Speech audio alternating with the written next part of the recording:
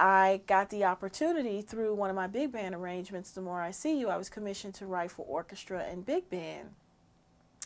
And then I realized, well, when I saw the piece being conducted, and it was my baby, it was something that I was very passionate about, and I put a lot of work and time into it. I was not going to get the opportunity to conduct it because I didn't have the experience as a conductor. So when they brought a woman, actually there was a woman who conducted the piece, and she called me, and well, actually my friend told me, they said, Shonda, you should get this conductor a tape of the music. You should get her the score. You should sit down and talk to her, because composers and conductors should have a relationship. So I made every attempt to do that, and she didn't get the music, and she was very upset about that, but nonetheless, we finally got together. She conducted the piece, and when I saw how she was conducting the piece, it was killing me. I wanted to just push her out the way and stand up and conduct my piece myself.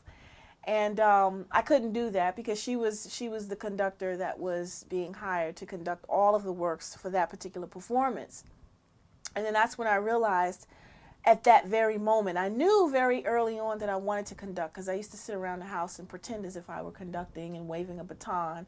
But I knew for sure at that point that it was time for me to get some lessons in conducting, because as a composer and as an arranger and as an orchestrator, if I am going to be writing works, I am going to want every nuance, every articulation, every inflection.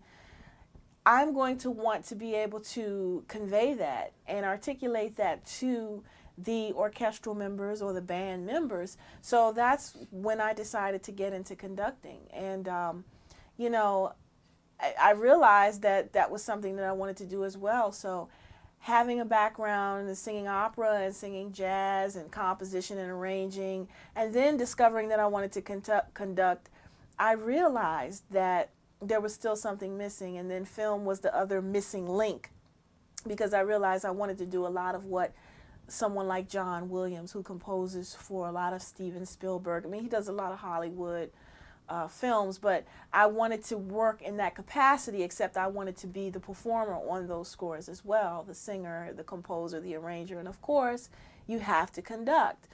My area, which is jazz, it's very pervasive, the attitudes among the men and how they see women.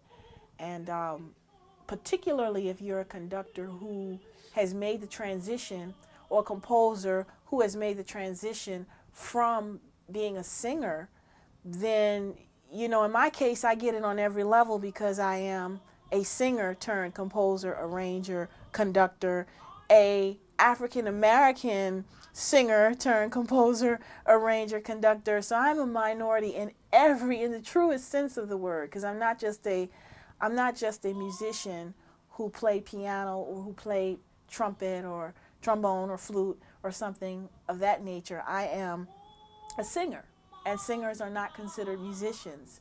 You know, only the instrumentalists that play instruments like piano and bass and drums and trombone and trumpet, they're considered musicians. We are considered ornaments that look nice and sound nice. And so, you know, I have to fight just that much harder, because I am, you know, I am someone that is singing, and then I am composing and arranging and orchestrating and conducting